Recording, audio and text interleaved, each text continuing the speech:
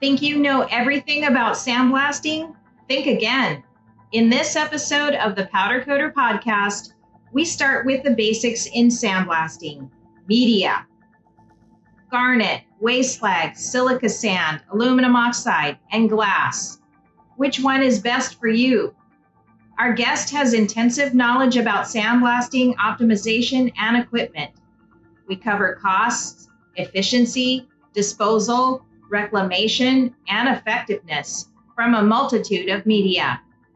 We barely scratched the surface on this topic, but before he leaves, we get the secret formula to make sure you have the correct filtration ratio for your enclosed blast booth. We also talk about safety tips for the best ways to manage dust. Sit tight, because there's something for everyone in this episode. Get ready to level up your powder coater game.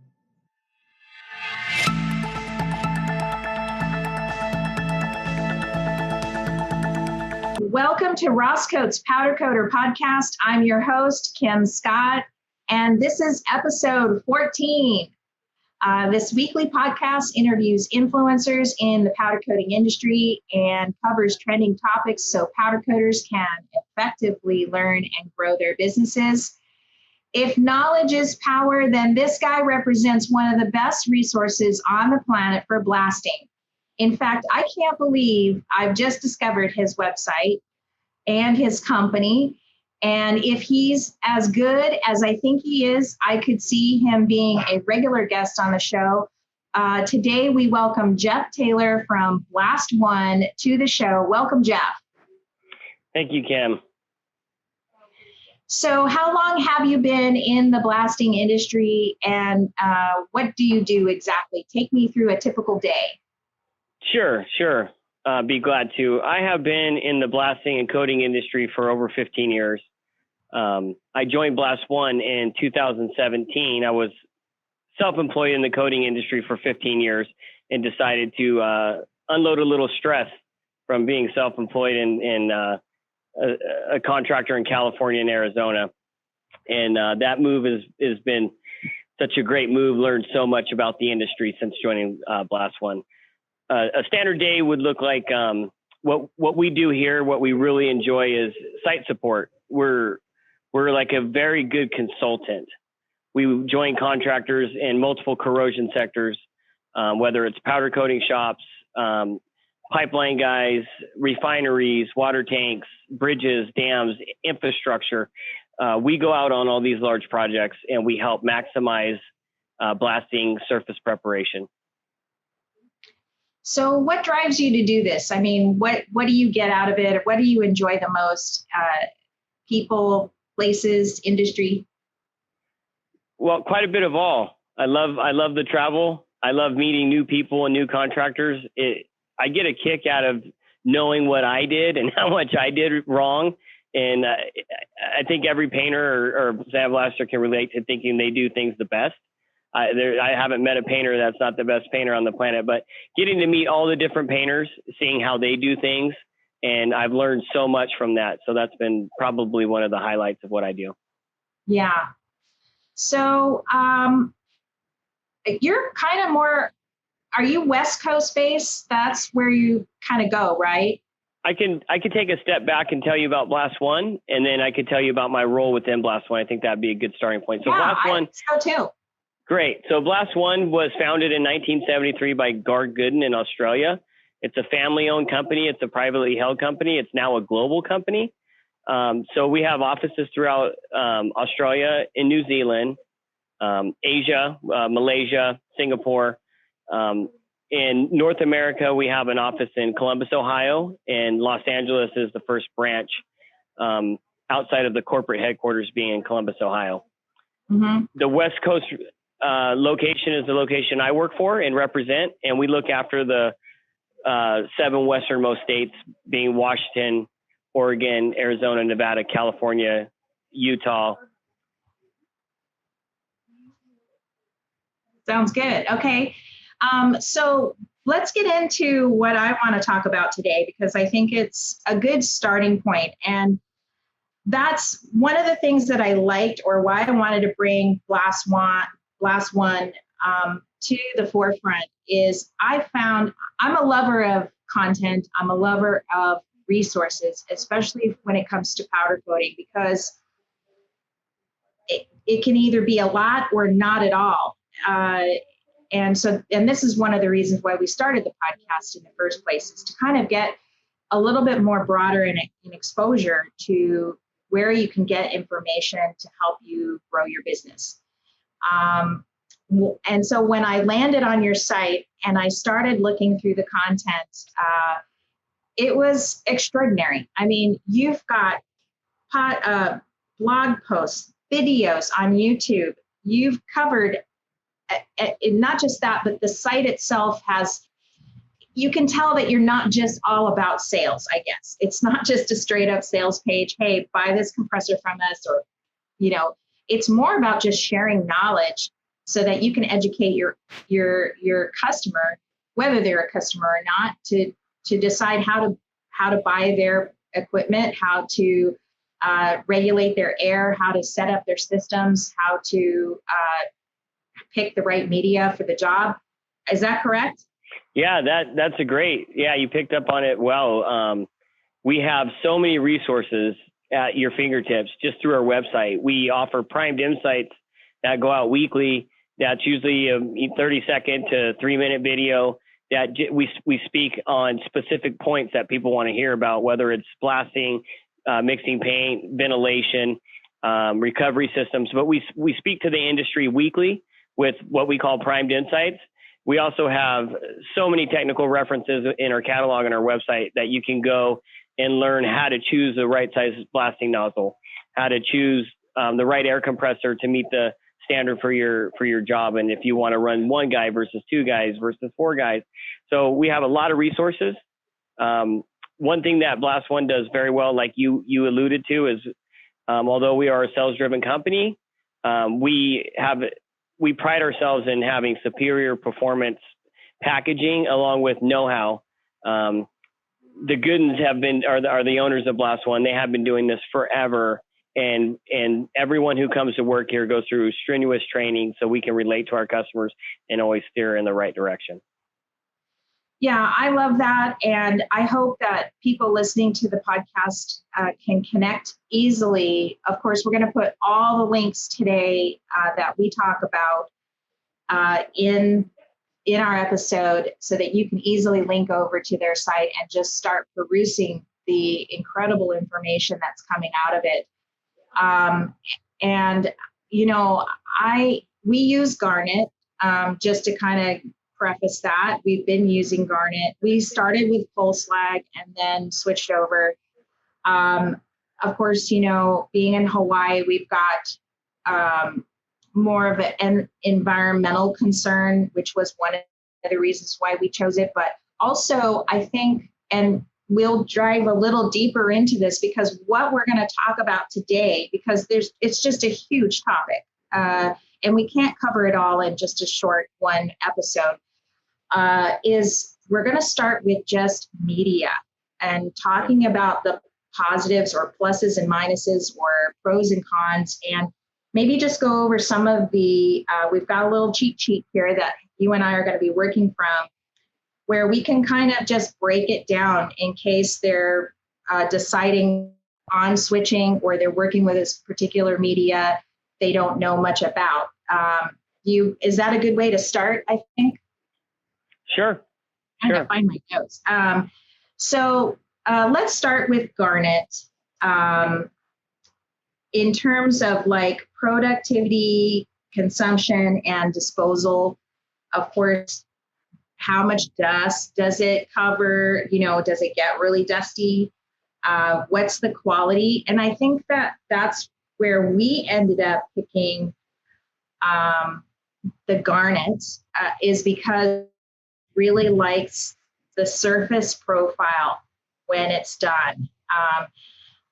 We have seen other powder coaters either on their Instagrams or their social media profiles and platforms where they have like this really extreme surface blast, and it can actually end up affecting the job. And maybe that's a good thing that you know coding, because you can maybe speak to that. Is there the perfect media for powder coating, or is it just depends on the person or the powder coater themselves? Sure. Yeah, I think what you alluded to was over profiling. If you have too coarse of a surface profile, too many peaks and valleys, too deep, you can get what's called pinpoint corrosion, and that causes premature failure. Most powder coaters want to be between a 1 and 2 anchor profile.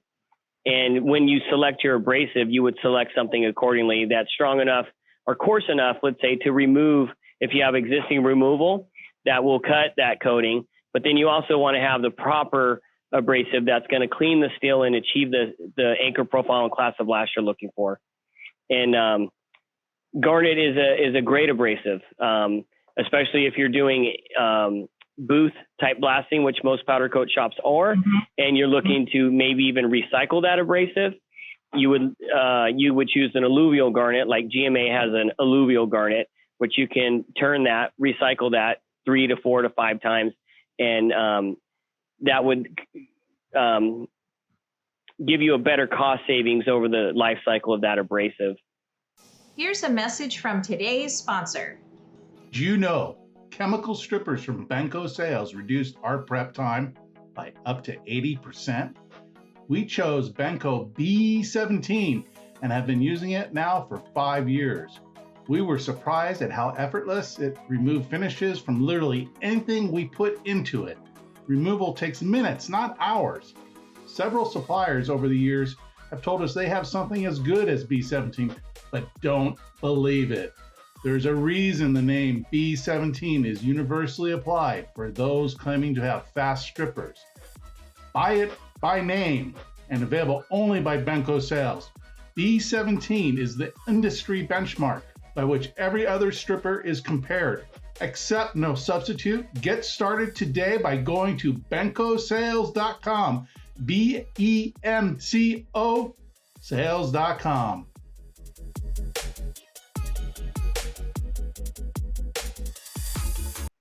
Yeah, I think that's the reason why we ended up switching out of the coal slag. And, cost-wise, it's, I think, a little bit more for us. And, I got to preface this because everybody knows that listens already to the podcast that we're in Hawaii and everything revolves around shipping. Sure. Aside from our problems with costing and stuff, I mean, when you said, if you could back up for just a second, you said a 1 to 2, what is it? So normally what you see is an anchor profile is measured in the height and depth of the peak and valley created when you're propelling abrasive at a surface. You get what's called a profile on the steel, and that's measured by there's various different measuring methods. One is a wax type tape called Testex tape, and then you can measure it with a gauge. DeFelsco, Elcometer, they also sell surface profile gauges, which will tell you it's the measurement between the highest point and the lowest point of the surface is your anchor profile. Okay. And what that means is there's 2 types of coating adhesion, right? So coating is adhered 2 ways. One is mechanically, and that's how it grafts into those peaks and valleys. And then the other would be chemically. That's the chemical bond formed to the substrate.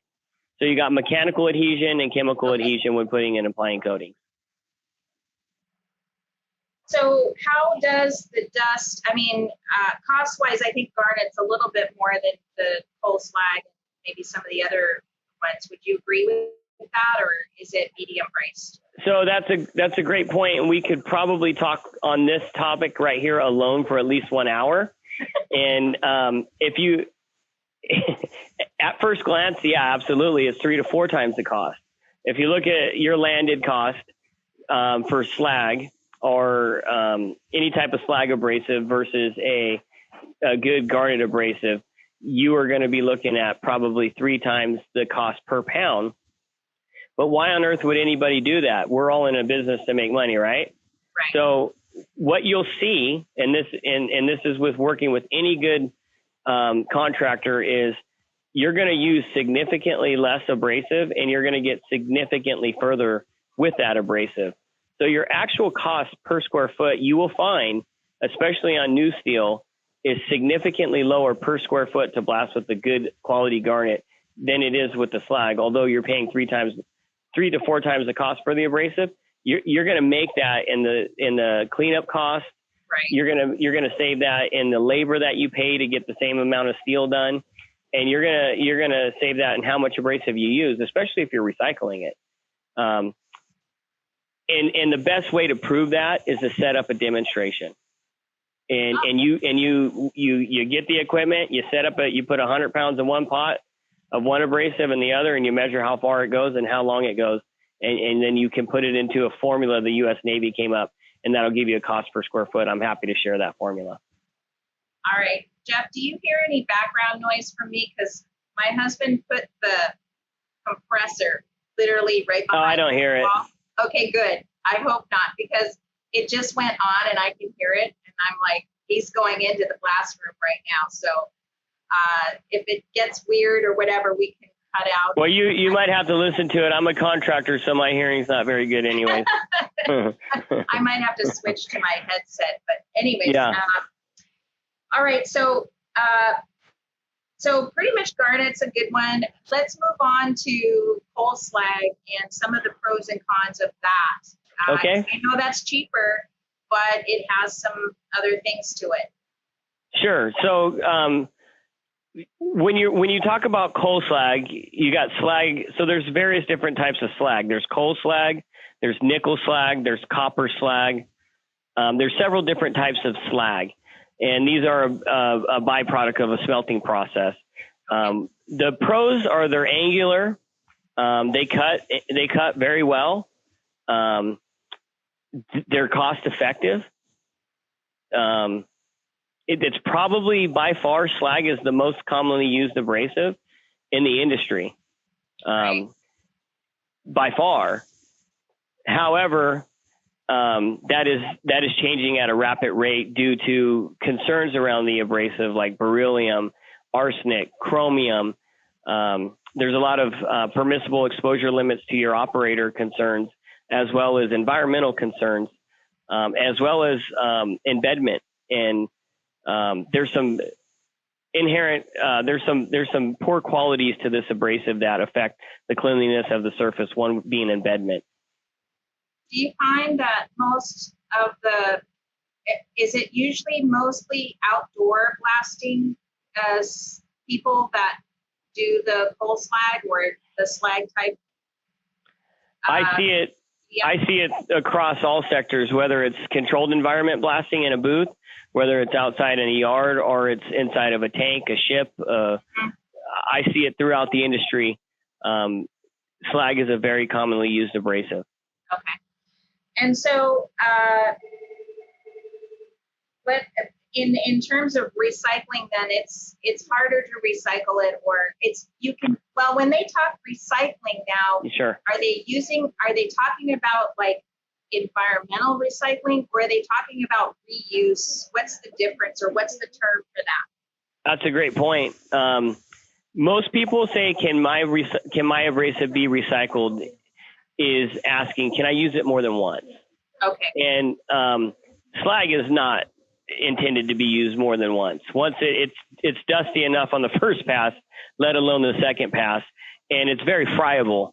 So when it hits the surface, it explodes. It breaks down into a very small particle. It's not good for recycling, and that's how most people interpret the words recycling.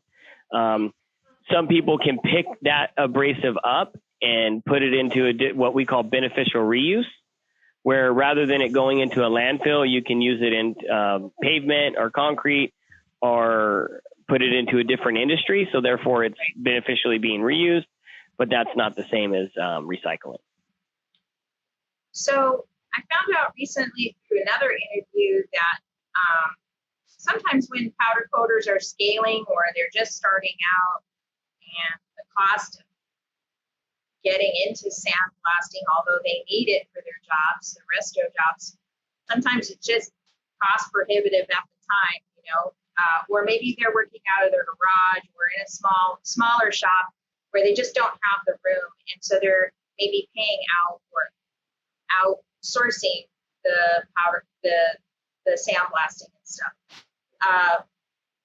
What are some of the questions that they want to ask these people? You know, is it some of the same questions that we're asking today to make sure that they get the white metal at the end so they can move on? I mean, because I guess where I'm going with this is rust, right? I mean, how do you know? It's very hard to get the rust out. It still exists on a very atomic level or once it's there. And so what are some of the best questions to ask if you're going to outsource your blasting cost? So, sure. So if you would ask for the class of blast, class and cleanliness of blast. So SSPC has classifications, SP1, SP2, all the way through SP10. And if you were to want a very good quality of blast, you would ask for an SP10, which is considered a near whitewash blast. It's a very common surface specification for somebody that wants a good, clean surface to go back to. That's a great point. Okay, so now there's another one on this list. It's called waste slag. Can you talk about that? What is that? I've never heard of it. So waste slag would be any of the slags I mentioned, because they're all basically waste. Okay. Whether it's nickel smelting, copper smelting, coal, these are the byproducts of that. It's a slag. It's called waste slag. All just grouped in as one. Mm-hmm. Yep. Okay, so let's move on to silica sand. I'm not sure. I don't think we've ever used it in blasting.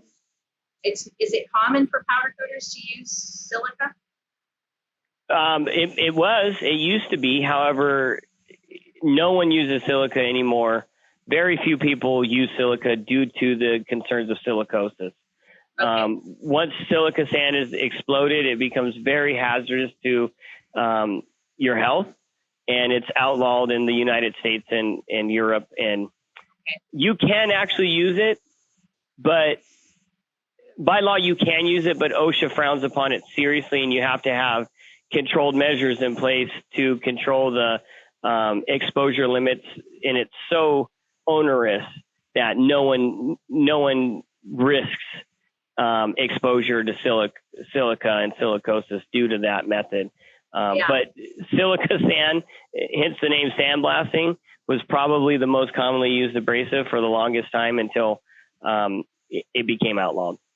Yeah, so I'm smiling for a reason, because there's a story behind a sandblasting facility here down the street. I think they're done now. The guy ended up having some health issues, but I'm not kidding you. The guy would take beach sand, sure, and blast it. Now, the reason why he was just going, and his facility literally was kind of down at the beach. It's just a quarter of a mile from where we're at. And and the reason why he was using beach sand, I believe, is because most of the blasting he was doing for people was granite, like for cemetery, plaques, I guess. Yeah, headstones. Headstones, thank you. Sure. And yeah, so it worked out, I'm sure, fabulously for him. It was all outdoor blasting.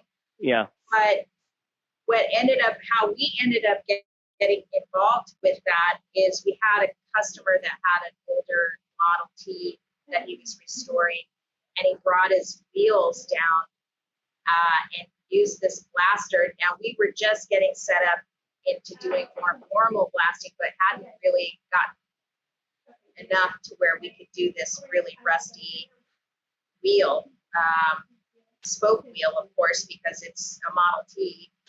and it was original. And so the guy takes it down. That we said, okay, as soon as he's done, bring it over to us and we'll get right to powder coating and stuff like that.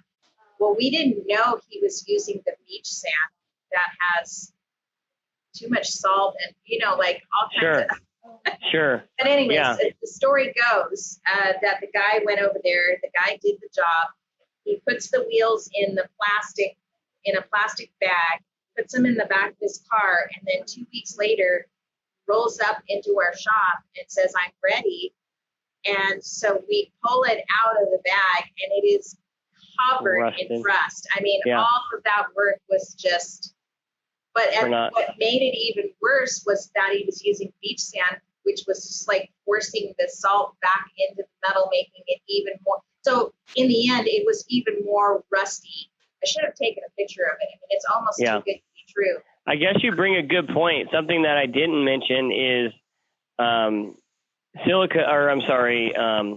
chloride content within the abrasive.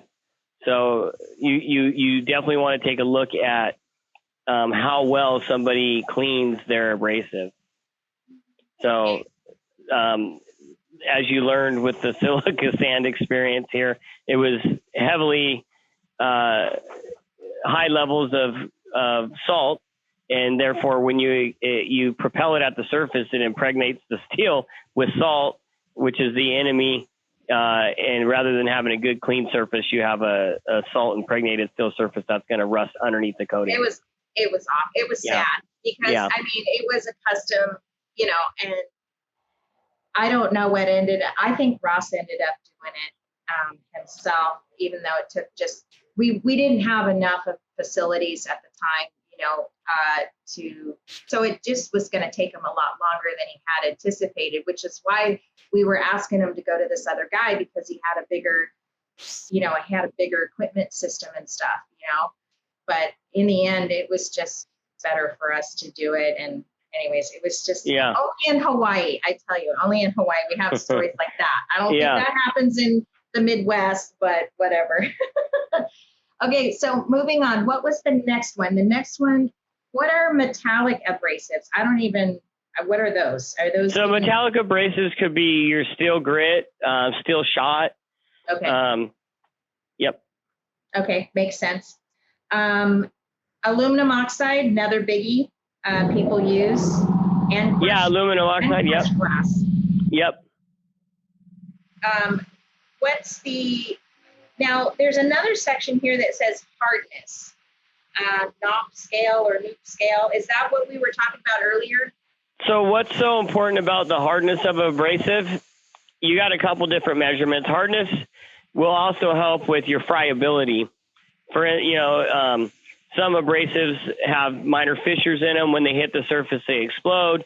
Some just aren't very hard. Therefore, when they hit the surface, they explode. So the harder the abrasive, typically the less dust you'll have. The softer abrasive, the more dust you'll have. And as well as how effective that abrasive is in cutting. The harder it is, the more angular it is, you're going to get a lot better cut. Ross had a question about crushed glass. He has heard of powder coaters using it for certain kinds of projects. What would be a good project for that? Like more of like engine parts and stuff like that, or? So what I find that crushed glass works well on is concrete. And when you're incorporating water into the system to suppress dust, and a lot of people will use water when they blast concrete to suppress the silica in the concrete and suppress the dust. But I found that crushed glass is a good abrasive to use when you're blasting concrete if you're not running steel grit or steel shot. That could be the answer that I was asking about earlier about this client that's coming in today, where he wants to he's got basalt, he has a basalt project, and we get a lot of calls just for sandblasting, especially now that we're in this more centralized location. So I'll have to look into that we'll have to talk after more about that. Sure. Okay, so let's see what else. We covered all of that. Let's move on to you've got a blog post here about blasting ventilation. Or is there anything else you want to talk about before I move on to this subject? Is there anything else? Did we cover everything about media? I mean, you have a lot. You sell. Oh, we could spend. Yeah, I mean, we could spend a long time talking about media and the differences in it. I think at the end of the day, when you look at the abrasive, I mean, we could literally talk for hours. I don't want to geek out on it too much, but it's all project driven specific. So I think you would look at the project, and that's something that we do real well is we'll look at your project as a whole, and we can help select equipment, select abrasive, and have the conversation of why we're saying that. So I think there is no one abrasive that's the silver bullet for everything. Therefore, we have we have abrasives for different things. So there's walnut, there's soda, there's dry ice.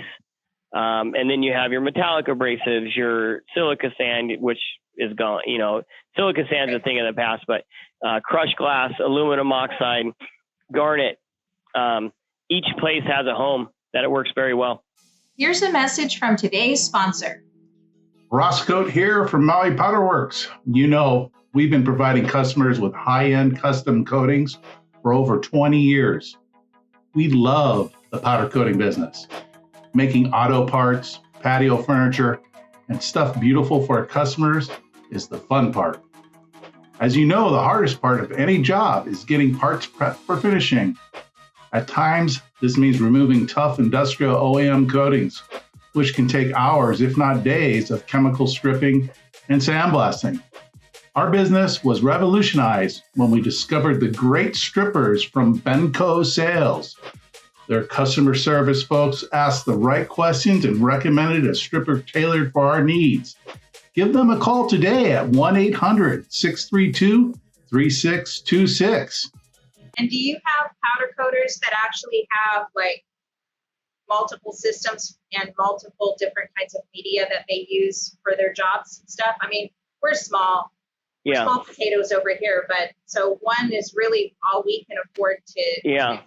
So depending on the size and scale of a shop, some people will have a wheelabrator machine that uses steel grit and shot. Some people will have a steel grit booth. And we find that Garnet is a very good abrasive for powder coaters because it's so versatile. You can use Garnet on ferrous and non-ferrous metals where you cannot use your metallic abrasives on aluminum. Right. So it opens up your bandwidth with one abrasive, and the recyclability is high. Steel grit has a very, very high recyclability. However, you can't use it on aluminum. You can't use it on certain metals that you can, or projects that you can use Garnet on, like fiberglass or aluminum or some of your more sensitive substrates. So a good all-around recyclable abrasive for a shop is probably Garnet. A lot of people use Slag, but we talked a bit about the disadvantages of Slag for surface cleanliness. It has a lot of embedment. Environmental concerns it can be very expensive to get rid of because of the contents in the abrasive, and it can also lead to there's a heightened look of OSHA made a more strict beryllium rule. And a lot of these abrasives, Slag abrasives, have beryllium in it, so your permissible exposure limits really have to be monitored. So let's move on to this blasting ventilation blog post, which we will put in the links on YouTube and the episode. There's some do's and don'ts in terms of where the intake is, right? In this, there's 4 principles that you're going off of here to create a safer enclosed environment. Where do we want to start with this? You tell me. You've got a little, I think there's a little, if I click over here, you've got at the bottom here, you've got a guy, it's a graphic here where you've got a guy in the suit, and they're talking about the dust containment, and he's in this enclosed Kim, area Kim. here. And that's pretty much the takeaway with the blog post here. I mean, there's a lot of other little details, but it's really important. I think the blog post was saying that it's really important to keep, because the dust kind of rises. It doesn't fall to the ground, right? The heavier particulates fall to the ground. The dust rises, so you actually want to put the intake up high. Yeah, so you want to have ideally you want to have, ideally you want to have your air coming in high and exhausting low. Right.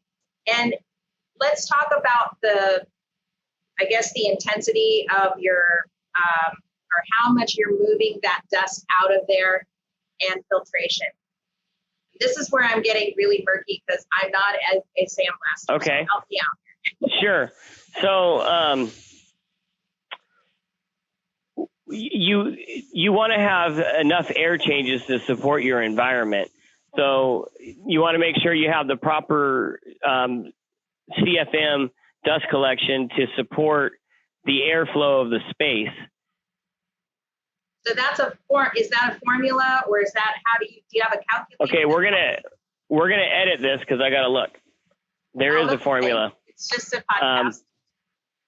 It's a conversation. It's funny because we just had a Primes Insight on this the other day. There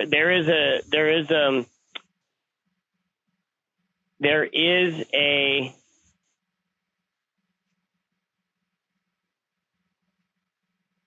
calculation for that. Let me see if I can find it.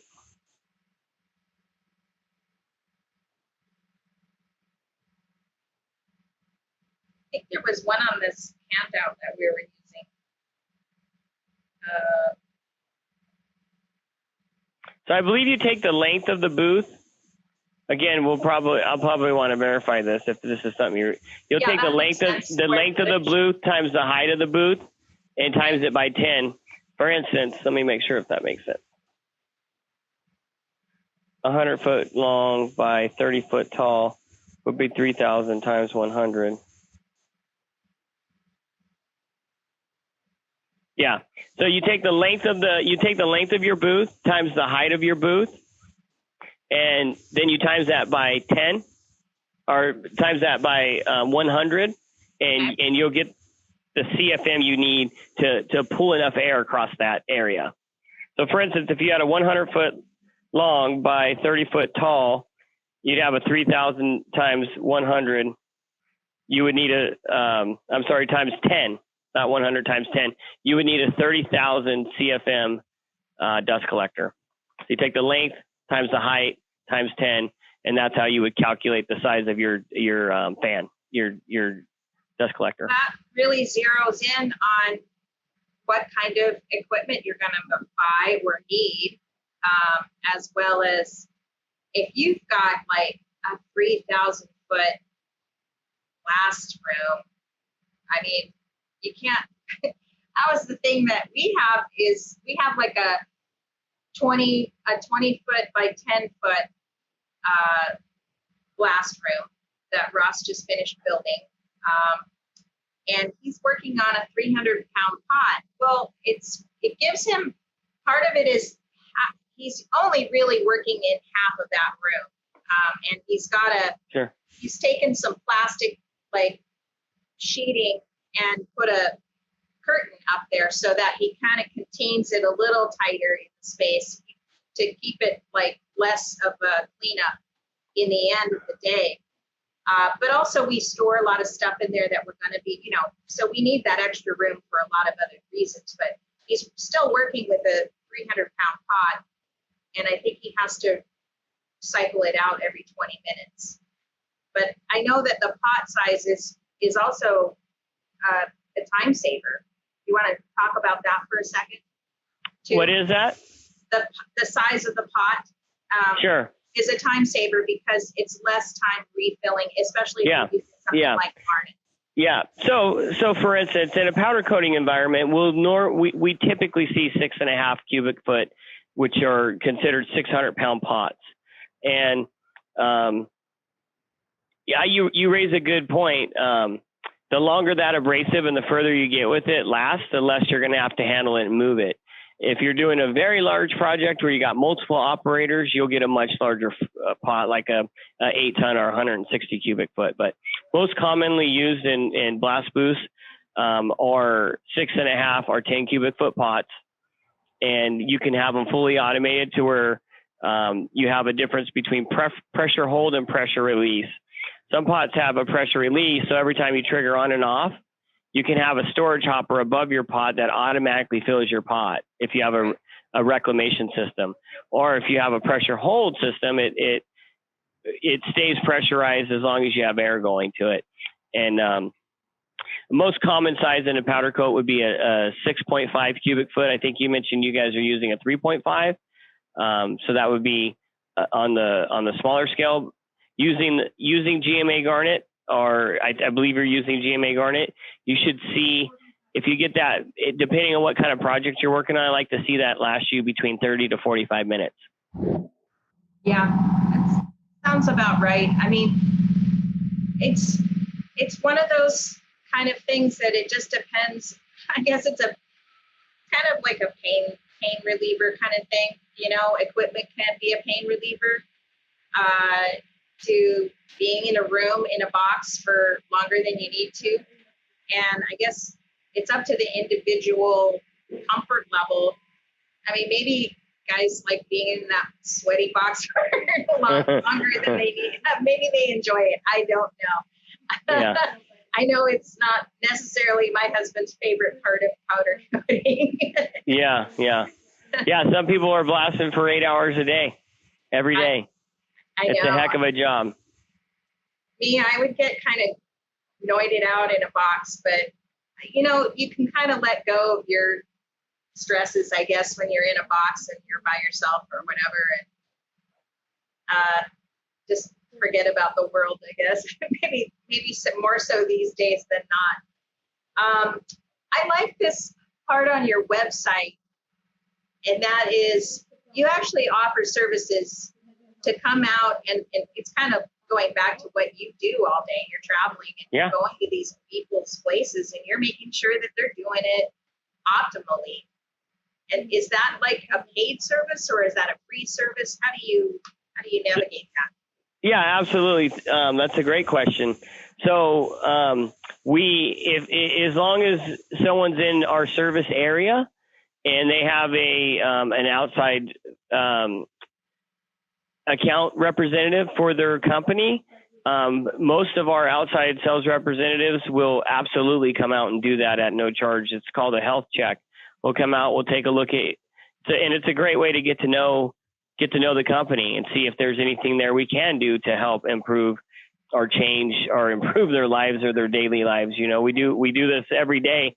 If we could save somebody 10 minutes every day or make it a little bit easier, we look at that. So yes, we are happy to come out within our service area and do a health check and look at the equipment and the operations and give it an audit. Awesome. And it makes it like, I mean, you said you were a family company and that it's privately owned, and I think that just makes me want to buy from you guys more, I guess, because it kind of, people can relate to that. A lot of small businesses hurting right now, and it's nice that you have, you know, you were probably doing this way before COVID-19, but I mean, it's nice to know that you have all of that in place to really support your customers and give them everything they need and stuff. I really liked the videos. I thought that I was surprised that you guys are on YouTube. I mean, that's amazing. And sometimes, you know, with YouTube, it's hard unless you actually know what you're typing in or to get what it is that you want. You wouldn't necessarily I wouldn't think to know you to type in something about sandblasting and find it on YouTube. And I don't know how well you're ranking in YouTube, because that's part of it too, right? They want the rock stars and the automotive guys and you know, all of those custom guys on there getting the rankings. But still, I mean, it's nice to know that you have this technical level that people can really, and I think that the other problem is it's a lot of us powder coaters, it's hard to find. The forums are not as active as they used to be when we first started getting into powder coating. A lot of it's switching over to more instantaneous answers, like Facebook groups and stuff like that.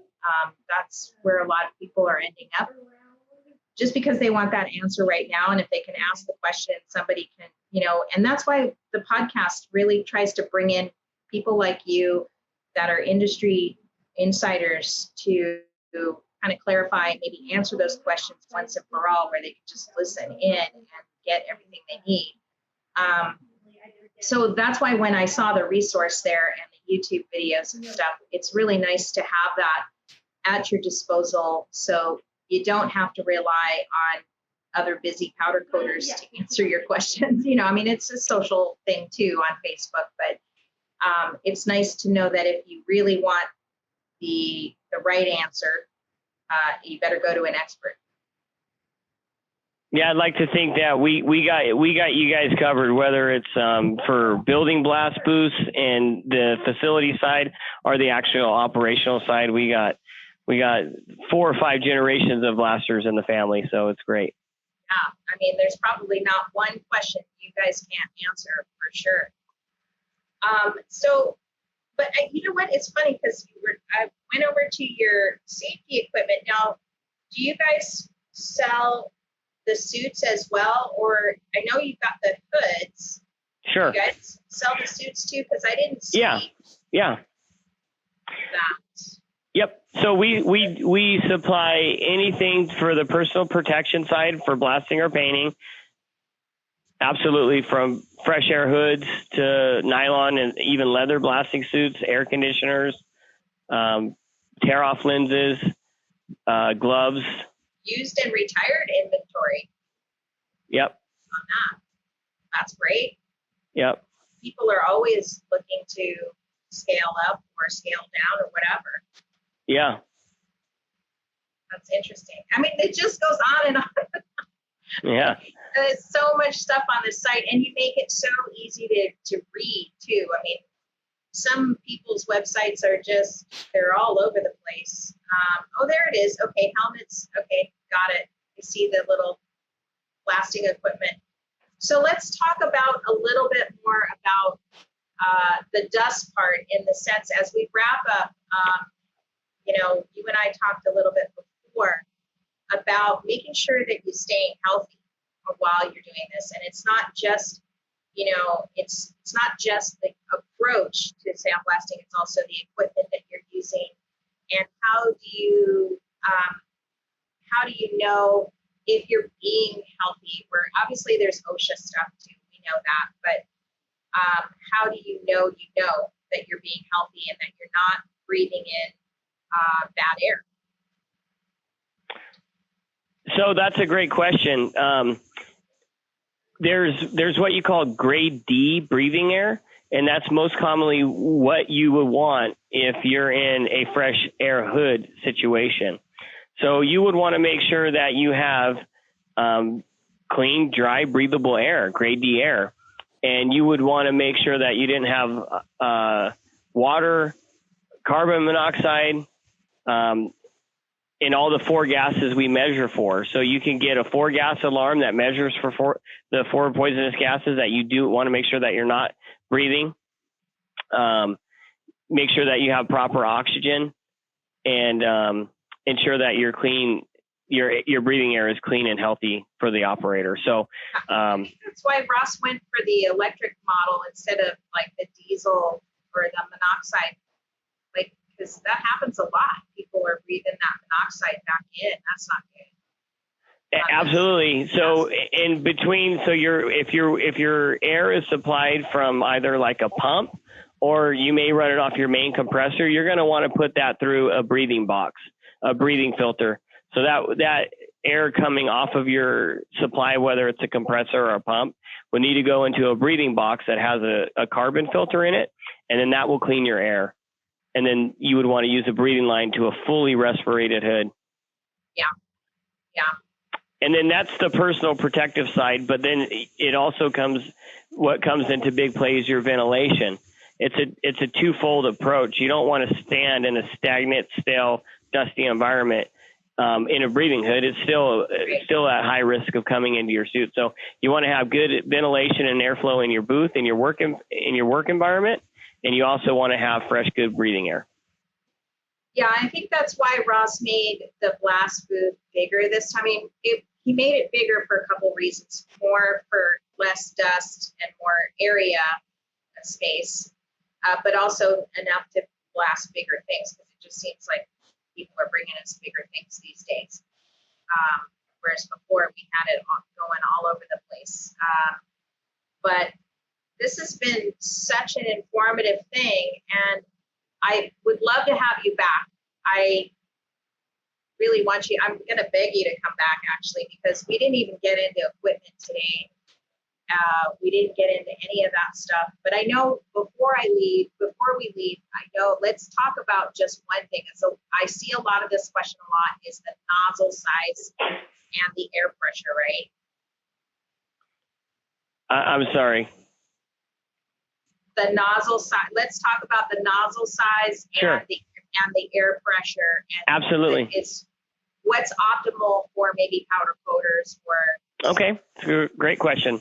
Yeah. So when you look at your nozzle side, you have what's called your orifice, and that's the measurement of the nozzle size. And according to that size, you'll base how much air you need to supply to that nozzle to get the proper abrasive speed and velocity when hitting the surface. But you also look at it at how large scale your project is. If you're working on a really fine piece of metal that has a lot of angles, or a spoke wheel that is very intricate, you're going to use a much smaller nozzle than you would use on if you're blasting hundreds of square feet for production on flat steel. So you would look at the project in of itself and say, okay, do I need a production nozzle here, or do I need something more intricate to really get into the fine areas? So a good all around nozzle for a powder coating shop is probably a number 6. Okay. 3/8 orifice. All right. Yep. Yeah, I see that question practically every day in the groups and stuff. Thank you for saying that, because now people can listen in and write it down or whatever. Yeah. And you got to make sure too, the larger your orifice size or your nozzle size, the more air in CFM that requires to power it at the correct PSI. So how does the media if you have a really small air compressor, right? Yeah.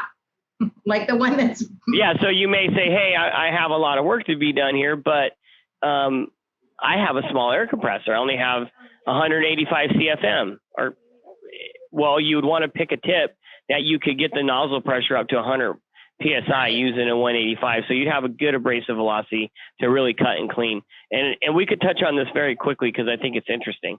For every 1 PSI at the nozzle above 100, you gain 1.5%.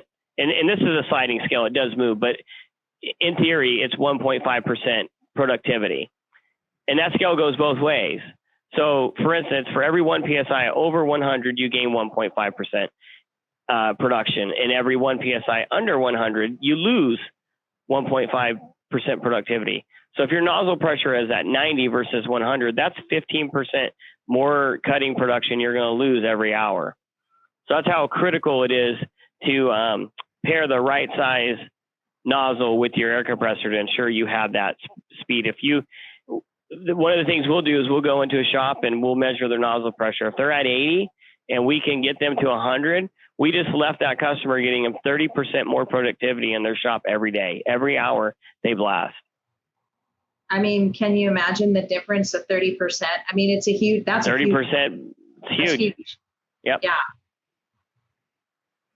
So, I mean, I can tell now he's taking a break because this thing isn't rattling all the time, right? I heard it click on the last time. Why put it right behind my wall? I don't know. But actually I know, but the one thing is I wanted to get away from that thing, and it ended up being right behind my door anyways. anyways, that's just the way the shop works. But Yeah. I think that's a really valid point. And because that's the way equipment is, it's like you have to give on one end. If you want to maximize this, then, that now relates back to the compressor and how hard it's working, your air, your air intake and the, it's a big giant formula, right? And how to maximize all of your equipment. And that's the thing that's just, with powder coating and any business, mechanical business or manufacturing business, it's always about the equipment. And, sometimes I think people tend to be less interested in the health aspects or being the safe on the job than they do the equipment. And other times, it's how important the equipment is to maintaining the health and well-being of their employees. And it's just a fine balance. So it's nice to know that you guys can help out in that, or at least answer questions about it if they have it, or have some resource online that talks about it. Sure. Yeah. Awesome. Well, this has been great. Okay, let's back up and say thank you for joining us. But if you're interested in learning more about sandblasting and air compressors, media, dust collection, and more, where can they find you? Blast1.com? Yes, blast1.com. I think you've cruised the website and realized and experienced that there's just a ton of information there. You can get plugged in. There's phone numbers on the website to get plugged in with your local representative and your field support, and have them out. Have someone come out, get to know Blast One. And I'm not sure if you guys are running any promotions or anything like that. I know there was a page there you could go to sign up for promotions. Do you happen to have any, or what are they typically if you have them? We're constantly running promotions. This month is actually on instruments for DeFelsco instruments for inspection. But we're always having specials and promotions on breathing and blasting and nozzles and things of that nature. This month it happens to be on instruments for inspection. So I don't know how relevant that would be to whom's is on this episode, right. But if that is, it's on special this month, and we're always having them. Just check in. Do you guys deliver by truck, air? How do you usually ship equipment? We do all of the above. Okay. Depending on location where you're at. Like you guys, it would either be air or boat. Yeah, pretty much. And 6 weeks out. Yeah. So order early. Yeah, okay, that's good to know. And you can you have like an online cart, you can just pick and choose, or is it more of a formal? Oh, great question. We are not e-commerce yet. Okay. We are moving toward that platform, but yeah, that is exciting. Probably 2021 initiative where that will be live. But for now, you got to do it the good old-fashioned way and talk to somebody or order it online. Yeah, ante up because it costs a lot to have an e-commerce site. Yeah, it sure does. Yeah, it does. But you can promote it easier when you have it all online and stuff and everything. But we're all moving in that direction. I think some of the larger companies are. Okay. Now's the chance we're going to ask a compelling question to our viewers, our listeners out there. What media are you using and why are you using it? So that's our question, and hopefully we'll get some answers. And what are some of the troubleshooting questions? Let's just throw that in there. Like if you guys have a question, put it in the comments. Or share it to me on a post on Facebook or whatever, and I'll get it over to Jeff to answer it. How's that sound? Great. Awesome. Okay. Well, thanks for following us, and I hope today's topic has inspired you to have a better powder coating system, a better powder coating business. Have a great day, and aloha.